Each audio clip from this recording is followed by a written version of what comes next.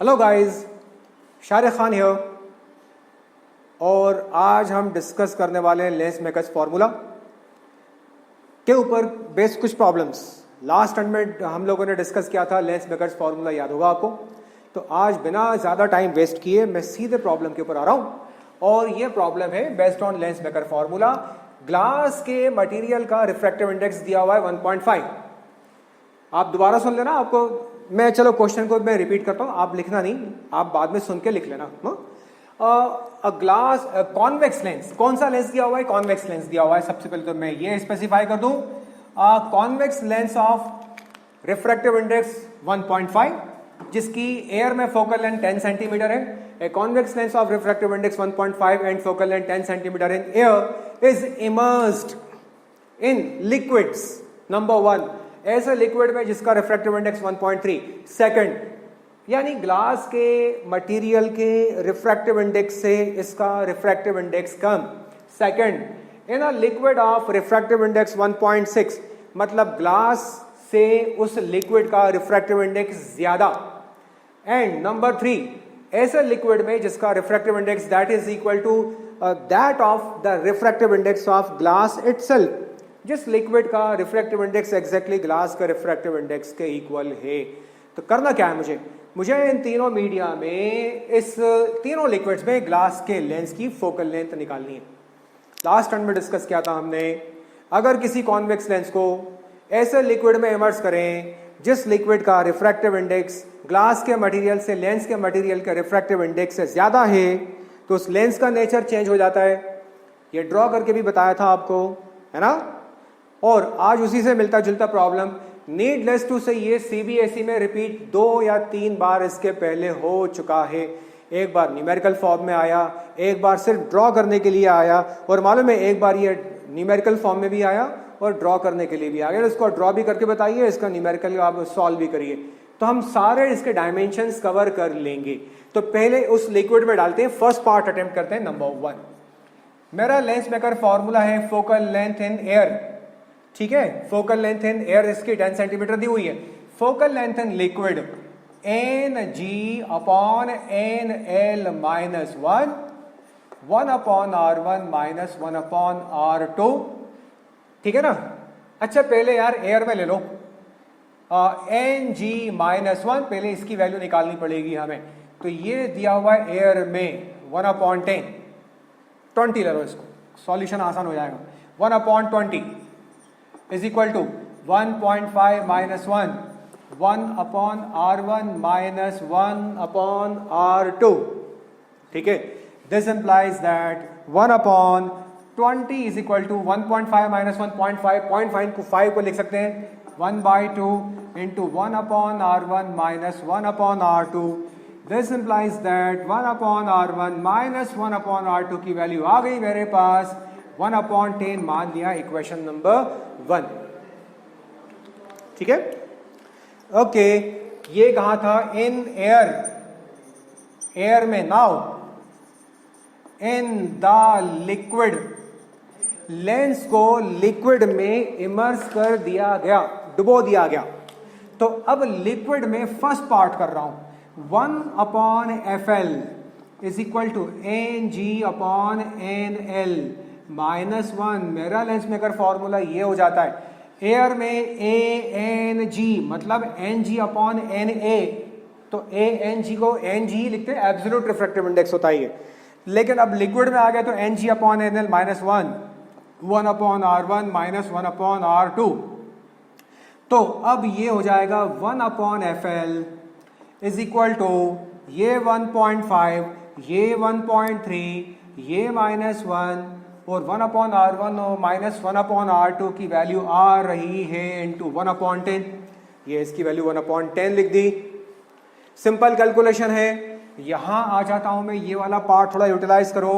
This implies that 1 upon FL, 1 point LCM लेके solve किया, 1.5 minus 1.3 upon 1.3 into 1 upon 10।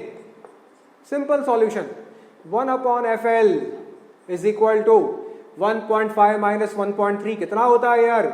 ये होता है 0.2 होता है कि नहीं? अपॉन 1.3 में 10 का मल्टीप्लाई होगा तो कितना हो जाएगा ये 13। तो FL कितना हो गया, FL are you following it? चलो मैं एक काम, चलो लिख दो यार, लिख दिया तो लिख दिया, मैं चाहे पॉइंट से पॉइंट कैंसिल भी कर देता यार, ठीक है। 1.2 अपॉन 1.3 है ना, तो इसको मैं 1/10 एज इट इज लिख दूं, पॉइंट से पॉइंट एलिमिनेट कर दूं, ये कर दिया। तो FL कितना हो गया 130/2, यानी FL की वैल्यू आ गई कितनी 65 सेंटीमीटर। तो उसकी एयर में जो थी 20, अब वो बढ़ के 65 हो गई। फोकल लेंथ पॉजिटिव है, मतलब लेंस का नेचर चेंज नहीं होगा, लेंस का नेचर चेंज नहीं होगा। इसको ड्रॉ करके बोल रहे हैं, ड्रॉ करके बताओ, कर देते हैं यार। एयर में अगर उसकी फोकल लेंथ ये है तो लिक्विड में कितनी होगी यार, कुछ नहीं, बस फोकल लेंथ बढ़ा दो, ये शो कर दो, लिक्विड में इतनी हो गई, ये शो कर दिया। लिख दो ये 10 सेंटीमीटर और ये कितना, ये हो गया आपका 65 सेंटीमीटर। ठीक है, हो गया ड्रॉ। एरो वगैरह लगा दो, ये एरो वगैरह सब लगा दो, एरो जरूर लगाना, एरो लगाना मत भूलना, नहीं तो मार्क्स कटेंगे। ये हो गया। अब सेकंड पार्ट के ऊपर आ रहे, सेकंड पार्ट यहां से शुरू कर देता हूं। सेकंड पार्ट का सॉल्यूशन वही तो है, कोई चेंज थोड़ी है। 1.3 की जगह 1.6 आ जाएगा, और क्या। सेकंड पार्ट में लिक्विड ऐसा जिसका refractive index 1.6 -1, rest of the quantities are same. तो अब यहां इन सबको मिटा देता हूं, आपने नोट कर लिया होगा, स्क्रीनशॉट लेके दोबारा नोट कर देख लेना। ये सॉल्व होके हो जाएगा 1.6 1.5 minus 1.6 upon 1.6 whole term multiplied by 1/10। ठीक है, सिंपल कैलकुलेशन है।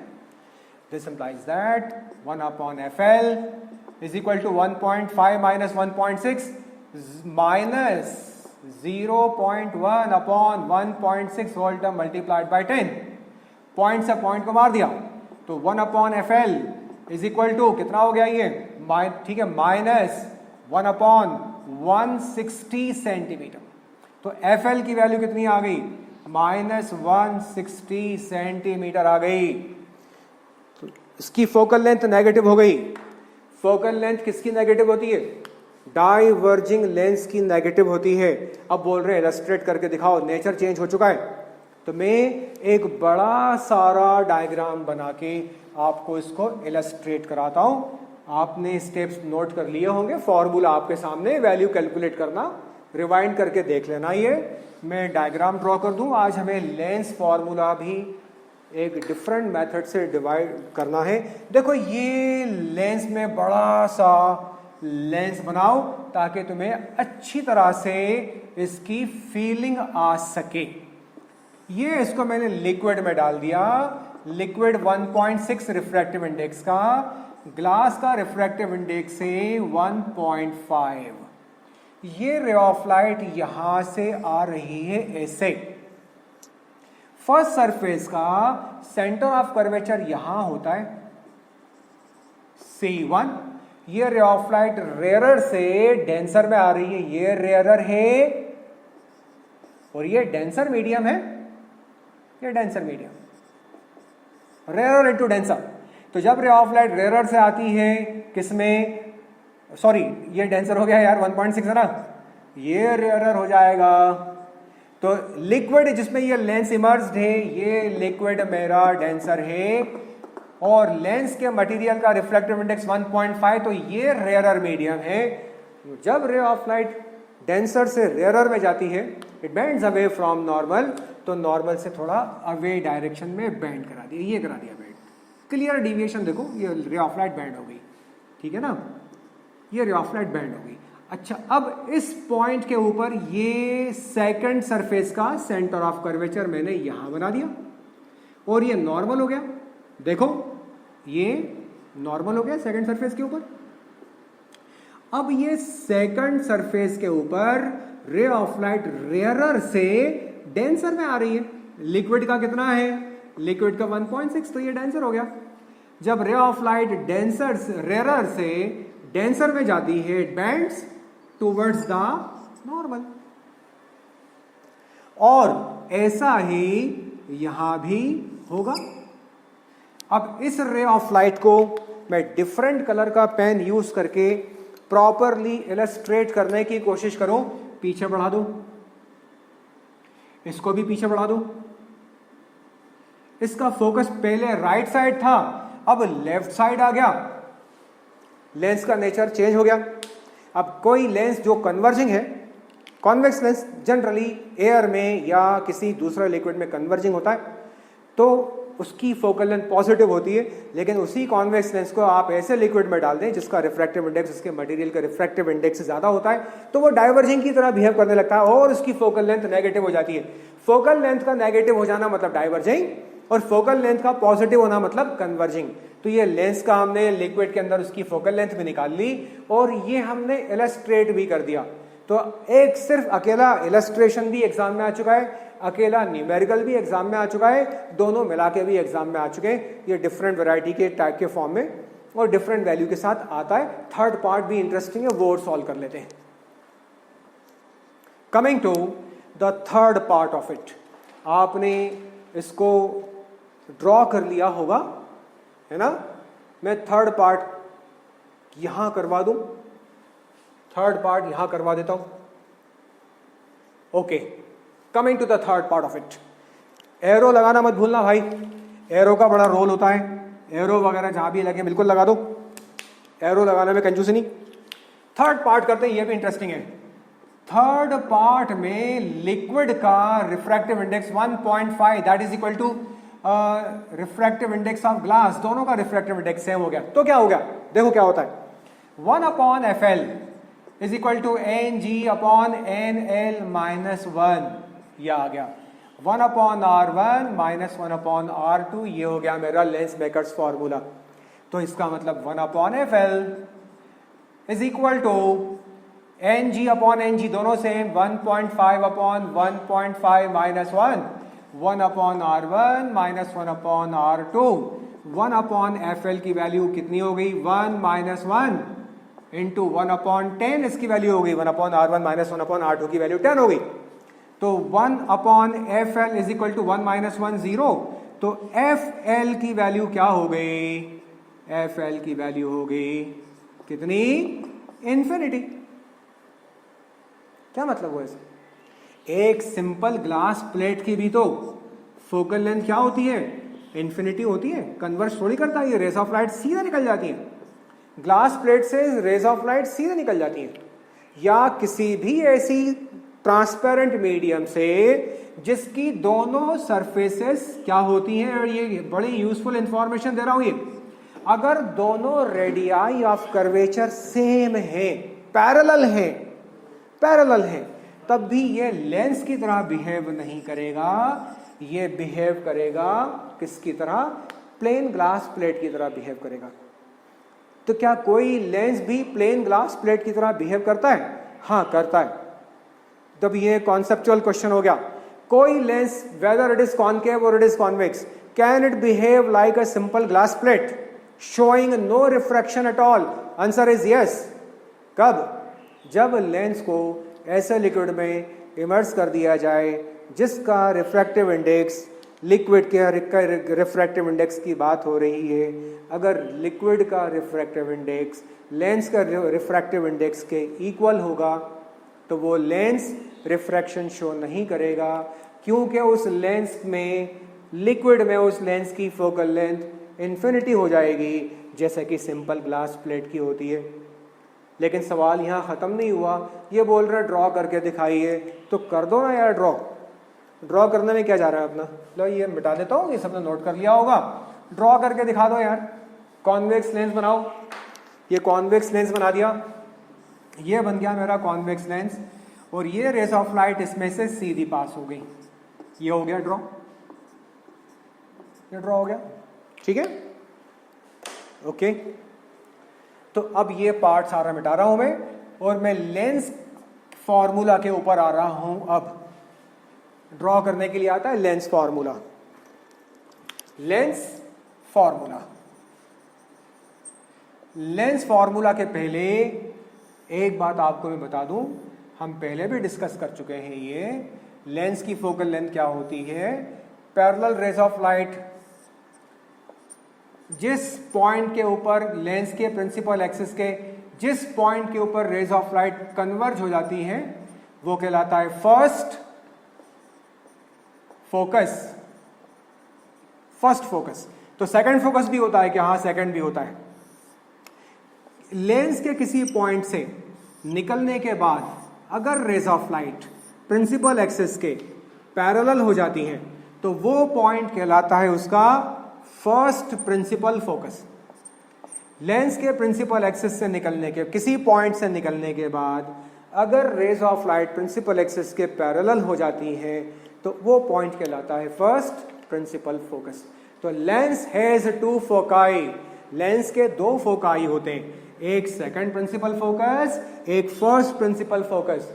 तो हम लेते कौन सा है? जनरली हम सेकंड प्रिंसिपल फोकस को ही लेंस का मेन फोकस मानते हैं। ठीक है, इस बात का थोड़ा ध्यान रहे, क्योंकि ये रेज ऑफ लाइट हम मानते हैं कि हमारी इंफिनिटी से आ रही है, तो इंफिनिटी से आने वाली रेज ऑफ लाइट लेंस का फोकस डिसाइड करती हैं, ना कि यहां से निकलने के बाद। तो इंसिडेंट रे हमारी पैरेलल होना चाहिए लेंस की फोकस की डेफिनेशन के लिए। तो अब लेंस फॉर्मूला ड्राइव करते हैं। आप बोलोगे कि लेंस का फॉर्मूला तो हम ड्राइव कर चुके हैं, लेंस मेकर फॉर्मूला से हाँ कर चुके, लेकिन वो थोड़ा लेंस मेकर फॉर्मूला थोड़ा लेंदी था। अब एक शॉर्ट मेथड से क्यों ना इसको ड्राइव कर लिया जाए। चलो हम लेंस फॉर्मूला डिराइव कर लें एक डिफरेंट मेथड से।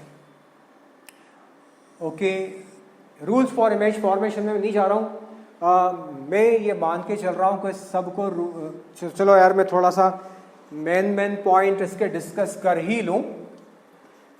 देखो सिंपल रूल्स हैं, रूल्स फॉर, आप हेडिंग डाल दो rules for image formation. Ray of light principal axis के पैरेलल होती है तो हमेशा फोकस से पास होती है। सेकंड रूल, अगर रे ऑफ लाइट प्रिंसिपल फोकस के किसी पॉइंट से निकलती है तो प्रिंसिपल एक्सिस के पैरेलल हो जाए, तो ऑप्टिकल सेंटर ही है, मिड पॉइंट ऑप्टिकल सेंटर। तो प्रिंसिपल एक्सिस के पैरेलल होगी तो रे ऑफ लाइट हमेशा फोकस से पास होगी, और अगर फोकस से पास होगी तो हमेशा प्रिंसिपल एक्सिस के पे एक दूसरे के कन्वर्स ही है। 3, अगर रे ऑफ लाइट ऑप्टिकल सेंटर से पास होगी तो अनडिविएटेड पास हो जाएगी, नो डिविएशन, डायरेक्शन चेंज नहीं होगी, क्योंकि थिन लेंस है ये, तो डिविएशन जो आएगा, लेटरल डिविएशन जो आएगा वो भी नेग्लिजिबल होगा। तो इमेज कहां बनती है? इमेज बनती है जब दो रेज ऑफ लाइट, कोई ऑब्जेक्ट है, एक रे ऑफ लाइट ये फोकस से पास हो गई, दूसरी रे ऑफ लाइट ये दोनों रेज ऑफ लाइट जहां इंटरसेक्ट हो जाएंगी वहां ऑब्जेक्ट की इमेज बन जाएगी। अगर रियली इंटरसेक्ट होंगी तो रियल इमेज बनेगी, और अगर ऐसा लग रहा है कि इंटरसेक्ट हो रही है बट हो नहीं रही तो वहां बनेगी वर्चुअल इमेज। तो ये इमेज फॉर्मेशन के डिफरेंट केसेस मैं आपको कराऊंगा न्यूमेरिकल्स सॉल्व करने के पहले। अगला टर्न बहुत सारे न्यूमेरिकल्स का होने वाला है। आज हमने लेंस मेकर फॉर्मूला का एक न्यूमेरिकल देखा, बड़ा स्ट्रॉन्ग न्यूमेरिकल था। तो अगले टर्न में आपको lens maker formula, sorry lens से इमेज फॉर्मेशन के डिफरेंट केसेस कराऊंगा, और उसके बाद जब इमेज फॉर्मेशन के डिफरेंट केसेस में कराता जाऊंगा तो हर केस के ऊपर बेस्ड आपको मैं न्यूमेरिकल भी कराता जाऊंगा, है ना। लेकिन न्यूमेरिकल सॉल्व करने के लिए मेरे पास लेंस फॉर्मूला होना चाहिए। तो पहले आज मैं लेंस फॉर्मूला ड्राइव करूंगा, उसके बाद में अगले टर्न में केसेस ऑफ इमेज फॉर्मेशन, और उसके साथ साथ न्यूमेरिकल कराऊंगा, तो बड़ा सिस्टमेटिक हो जाएगा। ओके, मैं लेंस फॉर्मूला के ऊपर आ रहा हूं यार सीधे, आज मुझे ये कराना है, और थोड़ा खेलना भी है इस लेंस फॉर्मूला के साथ, थोड़ा कुछ करेंगे इसके साथ, थोड़ा सा खेलेंगे इसके साथ। तो ये बन गया मेरा लेंस, कॉन्वेक्स लेंस ले रहा हूं। आप कॉनकेव के लिए ट्राई करेंगे, नहीं तो अगले टर्न में मौका मिलेगा तो मैं ही करा दूंगा। ये ऑब्जेक्ट है ए बी, ये रे ऑफ लाइट पैरेलल यहां से पास हो जाएगी रे ऑफ लाइट, अगर ये इसका फोकस है ऑप्टिकल सेंटर, ये फोकस ये रे ऑफ लाइट ऐसे पास हो जाएगी, ये रे ऑफ लाइट यहां आएगी। जिस पॉइंट के ऊपर दोनों रेज ऑफ लाइट एक दूसरे को इंटरसेक्ट करेंगे रियली, ये फोकस से पास हुई, वहां पर इमेज बन जाएगी। तो ए डैश बी डैश पर इसकी बन गई इमेज। मैं जरा जल्दी समझा देता हूं। इस लेंस की फोकल लेंथ है एफ, ये हो गया यू, ये हो गया वी, यहां बन गई इमेज। हम जानते हैं O A is equal to minus u, है ना, और O A dash is equal to plus v, और O F is equal to plus f. जो राइट साइड वो पॉजिटिव, जो लेफ्ट साइड वो नेगेटिव। या इंसिडेंट रे की डायरेक्शन में जो भी डिस्टेंस मेजर होगा ऑप्टिकल सेंटर से वो पॉजिटिव होगा, उसके अपोजिट डायरेक्शन में जो भी डिस्टेंस मेजर होगा वो नेगेटिव होगा। ये रूल्स हमने मिरर फॉर्मूला में भी देखा था और वही का वही रूल साइन कन्वेंशन यहां भी है, नई बात नहीं है। फॉर्मूला ड्राइव करने के पहले आप डायग्राम ड्रॉ कर लीजिए और ये सारी वैल्यूज मैं यहां लिख देता हूं, ठीक है।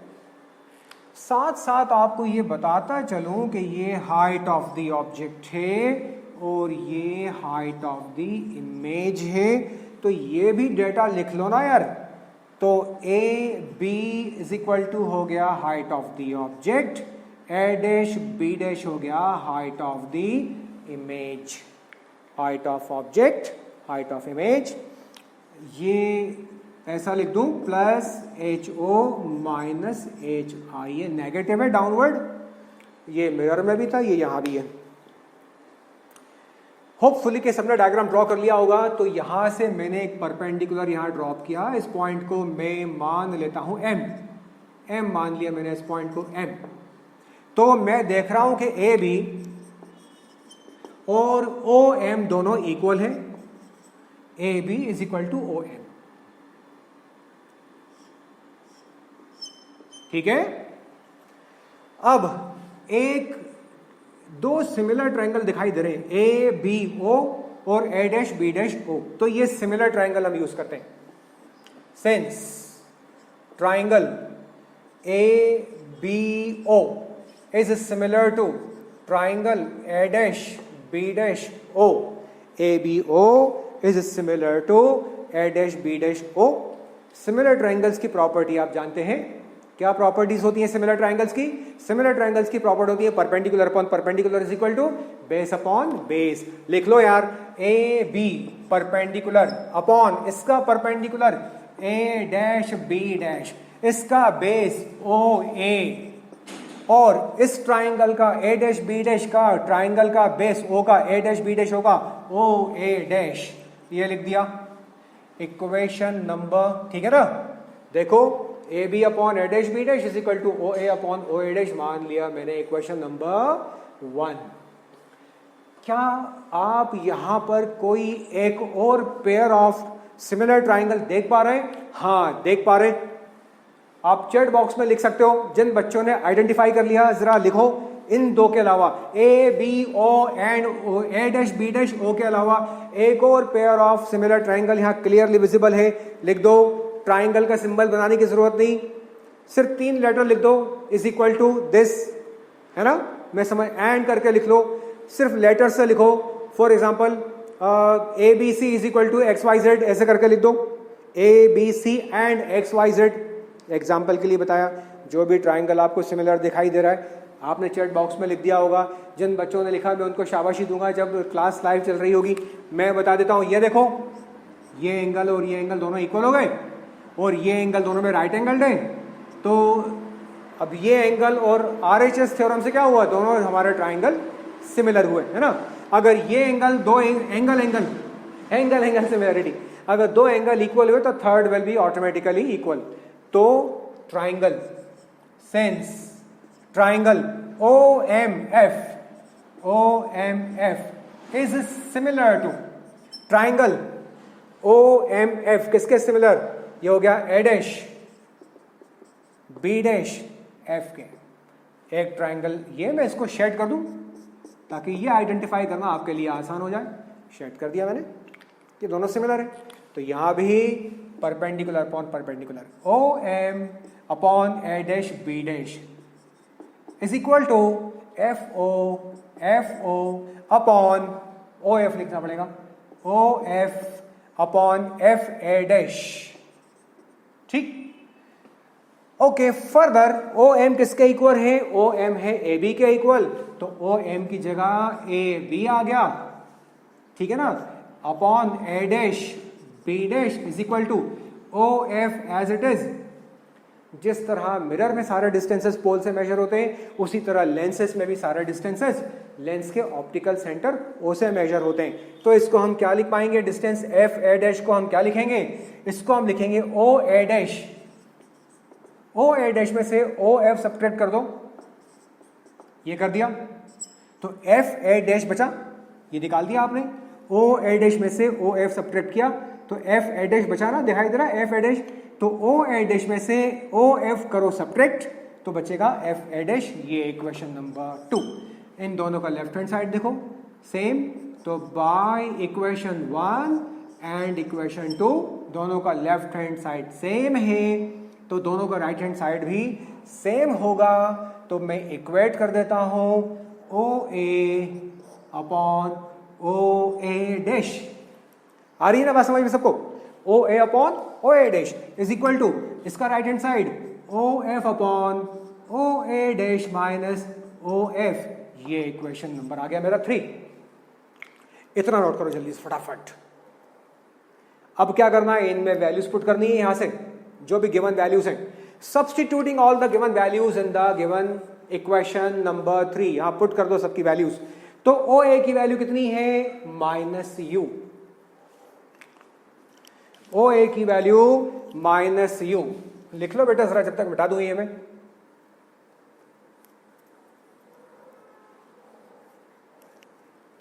ठीक है, नोट कर लिया। बड़ा मजेदार है ये डेरिवेशन। एग्जाम में कहने की जरूरत नहीं, एग्जाम में आते हैं डेरिवेशन, तो आते हैं एग्जाम में, और क्या 3 मार्क्स क्वेश्चन जो है ये डेरिवेशन तो है ही।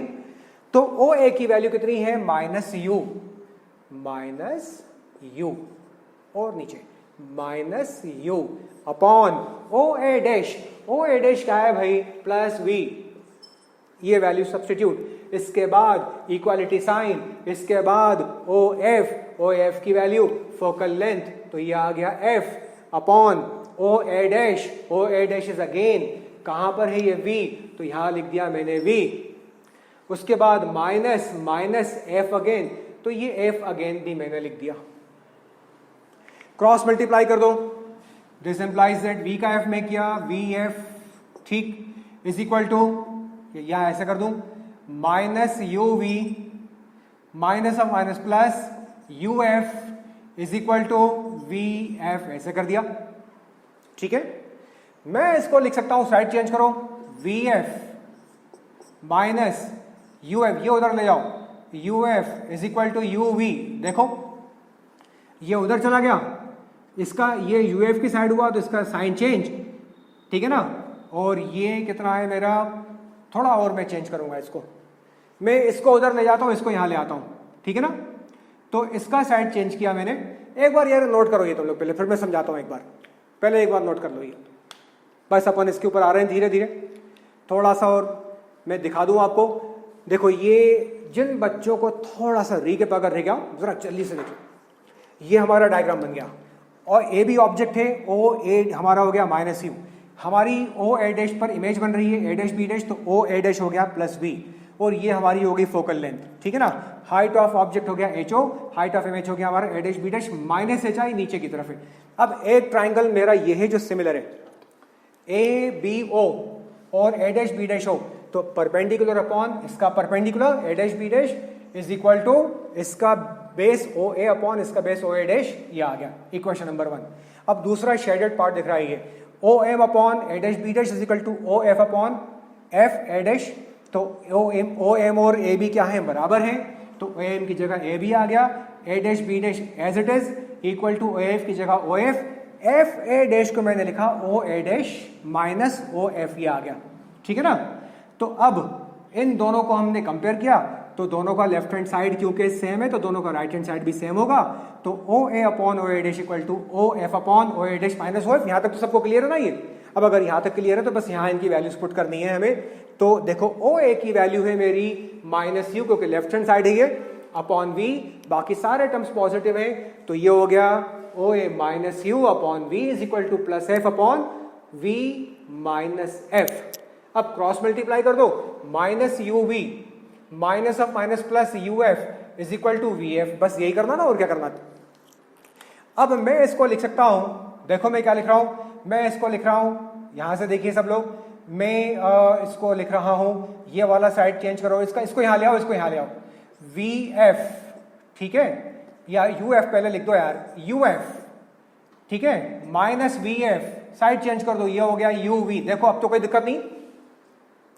अब मैं इसको ऐसे पे लिख दूं, चलो ऐसे लिख दिया, कोई दिक्कत वाली बात नहीं है।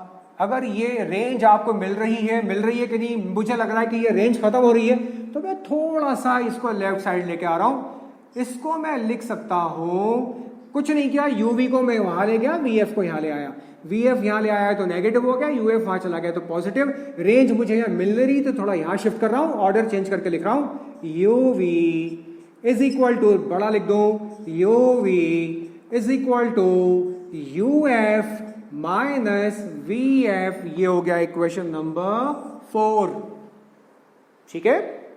अब इक्वेशन 4 को मैं डिवाइड करता हूं बाय यू वी एफ, कर दो यू वी एफ से divide, U V upon U V F is equal to U F upon U V F minus V F upon U V F, divide कर दिया।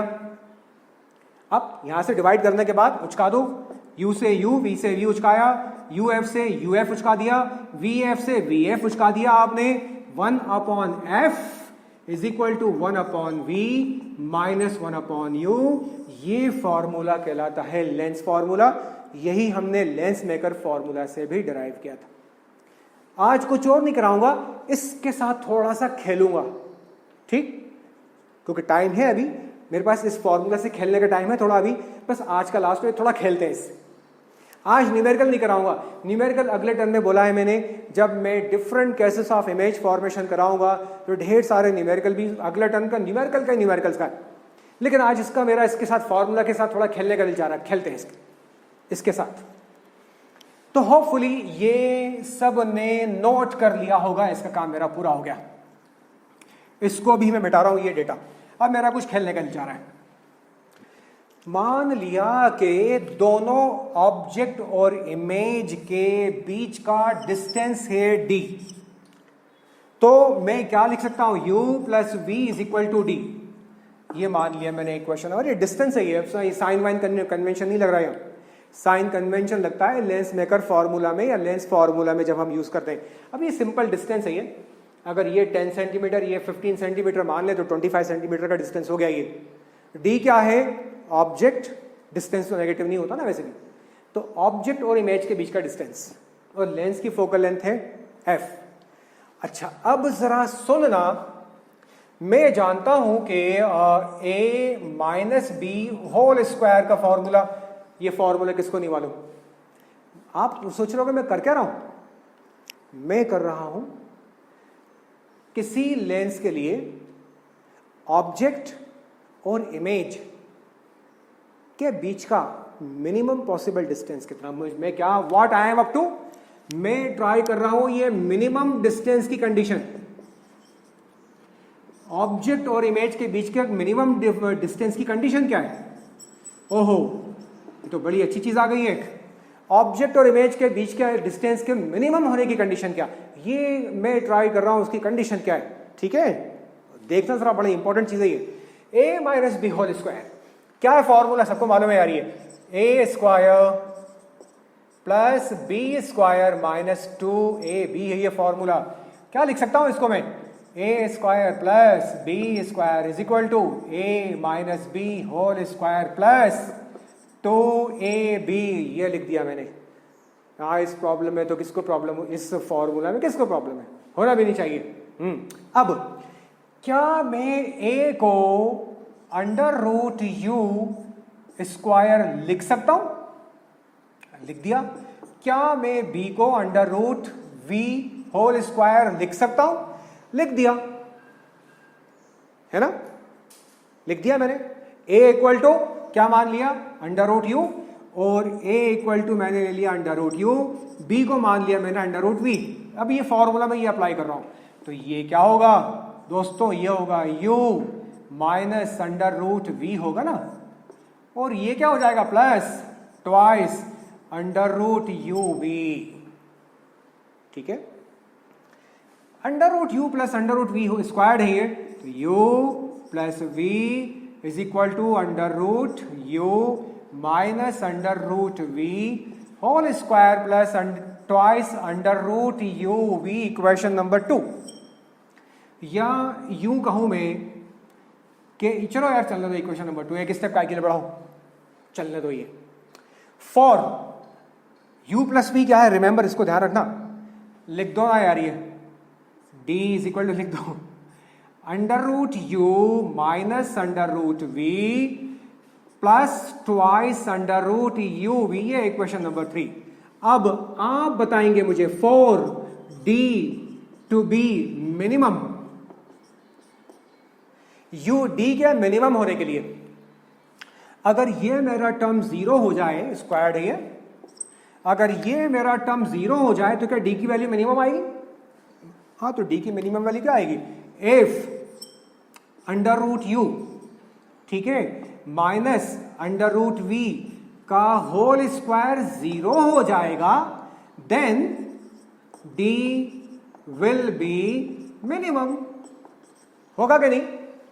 मतलब d minimum is equal to twice under root U V, D minimum twice under root U V. बहुत अच्छी चीज बता रहा हूं दोस्तों, ये बुक वगैरह में मिलने वाला नहीं है, ये बहुत कम, बहुत रेयरली ये चीज मिलती है आपको, कहीं मिलने वाली नहीं है, इसलिए बड़े ध्यान से इसके ऊपर बेस।